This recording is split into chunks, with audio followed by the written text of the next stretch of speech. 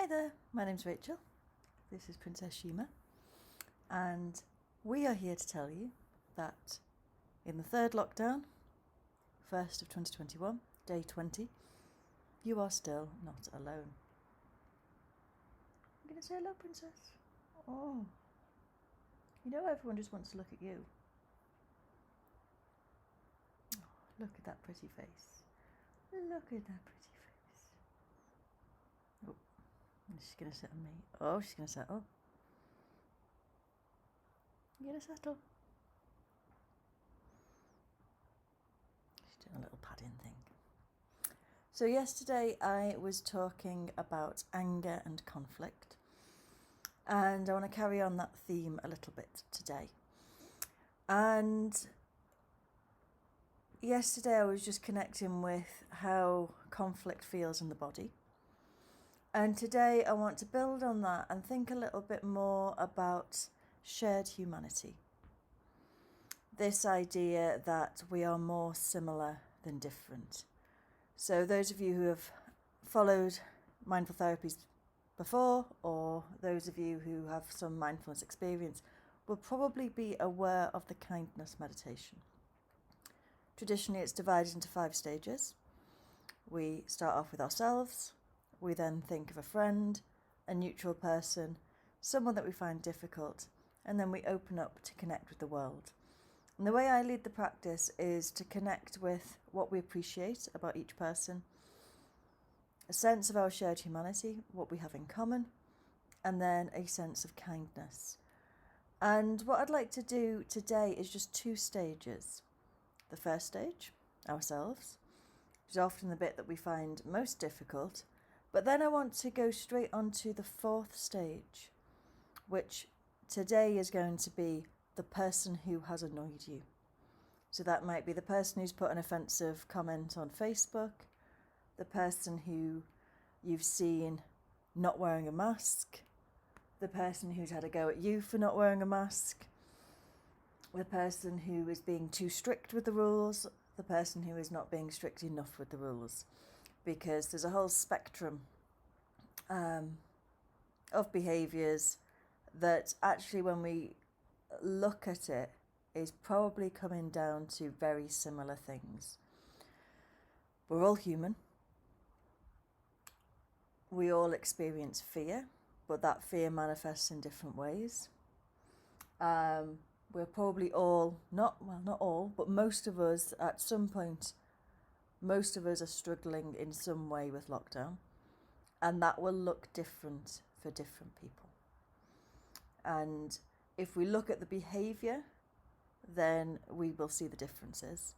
But if we look at the emotions, we will see what it is to be human, which is to be imperfect, to be muddling along, probably trying our best, and probably getting it wrong. I think that's pretty much what it is to be human. To muddle along and get it wrong, but to be trying our best. And even if that's not true, I think if we assume that it is, well, it takes the sting out a little bit. So just settle into your meditation posture. Shima is in her meditation posture, sat on my knee. She's just had her mad half hour, running around. So it's time for us all to settle. If you're sitting on a chair, I would suggest having your feet flat on the floor, sitting reasonably upright, with your hands resting in your lap. But whatever posture feels right for you. I'm just starting to settle into a sense of being grounded. Feeling the contact of the feet on the floor, the contact with your chair, a sense of being held and supported. And softening any tension that you might be holding. Allowing a softness in the hands, softness in the shoulders, softness in the neck, and a softness in the jaw.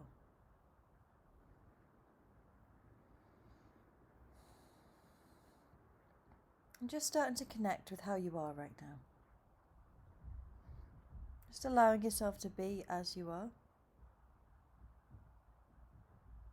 And seeing if you can meet yourself with kindness.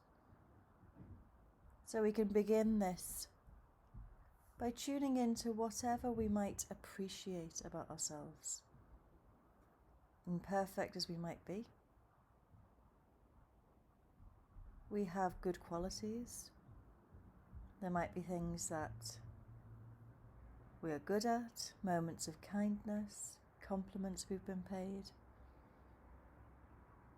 things we've achieved. So just connecting with something that you appreciate about yourself.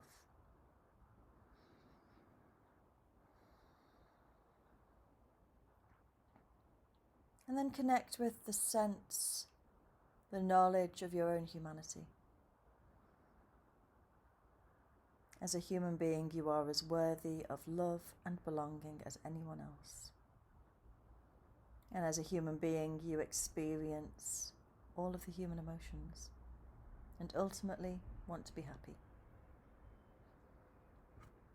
So seeing if you can meet yourself with kindness.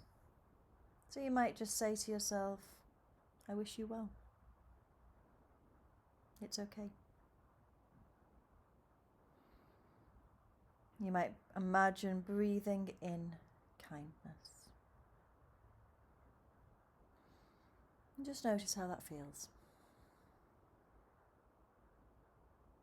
And then when you're ready, bringing to mind this person who you're in conflict with, who you're struggling with. And in spite of everything, seeing if there's something you appreciate about them. Maybe they have some good qualities or moments of kindness, or maybe you can imagine that in a different setting, there is something we can appreciate.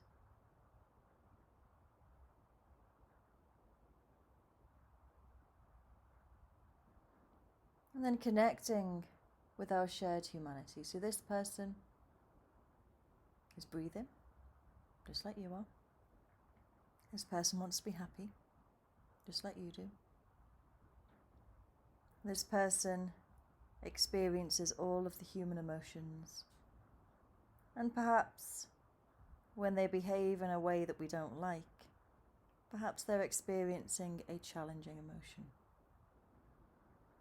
And that doesn't justify it, but maybe we can understand. So seeing if we can wish them well. Perhaps saying to ourselves, I wish this person well. May they be happy. Perhaps imagining them smiling.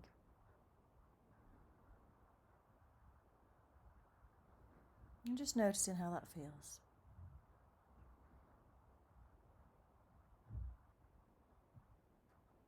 And then, when you're ready, just letting go of the image or the sense of this difficult person. Just connecting back in with a sense of being grounded, feet on the floor, contact with the chair. Noticing the sounds around you. And if your eyes have been closed, opening them when you're ready. So I haven't used my singing bowl, so ting. I haven't used my singing bowl because I have a cat on my knee and I can't reach it. And, well, she always gets her own way. So I hope that helps. I think we can very easily get into this us and them, right and wrong kind of feeling when we're in conflict, and we can get very protective over our own views. And when we start to connect with shared humanity, we start to see the nuances, that there is more to this person than that Facebook comment, that one behaviour. So look after yourselves. Tomorrow I'm going to do another practice in the same kind of theme, and maybe we can learn a lot from Shima. She's, I think, currently practicing beginner's mind as she looks out the window. Would you like to say goodbye to everyone? Let's see if we can get her to say goodbye.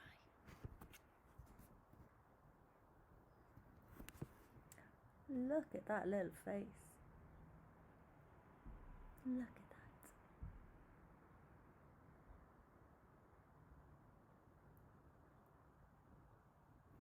that. And remember, you're still not alone. Bye.